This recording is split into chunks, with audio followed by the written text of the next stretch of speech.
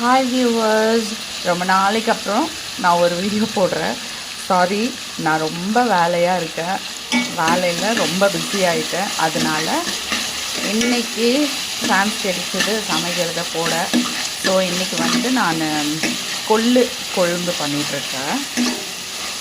இது நான் என்ன பண்ணியிருக்கேன்னாக்கா, ஆயிலில் நல்லா எண்ணெய் காஞ்ச உடனே கடுகு போட்டுட்டு 1 ஸ்பூன் வெந்தயம், கருகிறதுக்கு முன்னாடியே கொஞ்சம் வெங்காயம், 2 வெங்காயம், சாப் பண்ண வெங்காயம், அப்புறம் ஒரு ஃபுல் பூண்டு உரித்து வச்சுருந்தேன், அதை நல்லா மசிச்சுட்டு அதை போட்டு சாட் பண்ணிவிட்டு இப்போ தக்காளி வதக்கிட்டு இருக்கேன். இங்கே பாருங்கள், இப்போ கத்திரிக்காய் போடுறதா இருந்தால் கத்திரிக்காய் நம்ம கட் பண்ணி வச்சுருக்க கத்திரிக்காவை ஆட் பண்ணிக்கலாம் கொஞ்சம் நேரத்துக்கு வச்சு. அப்புறம் தக்காளி நல்லா வேகட்டும், அதுக்கப்புறம் நான் கத்திரிக்காய் ஆட் பண்ணிக்கலாம். ஒரு சைட் பாருங்கள், நைட்டே நான் ஊற வச்சு இப்போது வேக வச்சுட்டேன். 8 விசில் வந்தாச்சு. இப்போ நான் ஓப்பன் பண்ணுறேன், பார்க்கலாம் எப்படி இருக்குங்க. என்னமோ கொதிக்குது,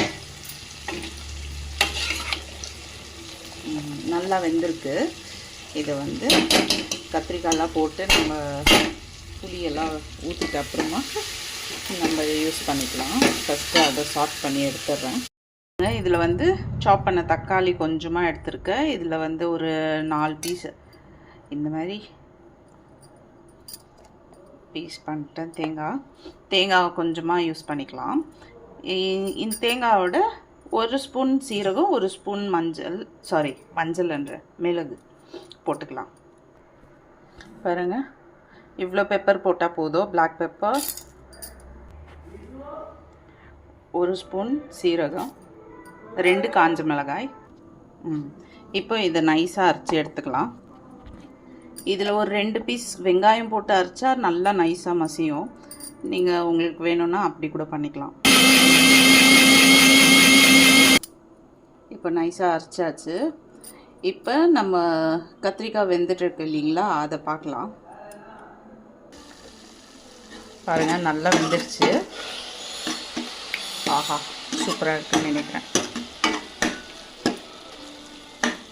இப்போ புளி ஊற வச்சுருக்கேன், கொஞ்சமாக ஒரு லெமன் சைஸில் புளி ஊற வச்சுருக்கேன்.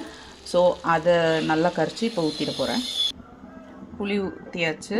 புளி தண்ணி ஊற்றியாச்சு. இப்போ அரைச்சி வச்ச மசாலாவை இதில் ஆட் பண்ணிடலாம்.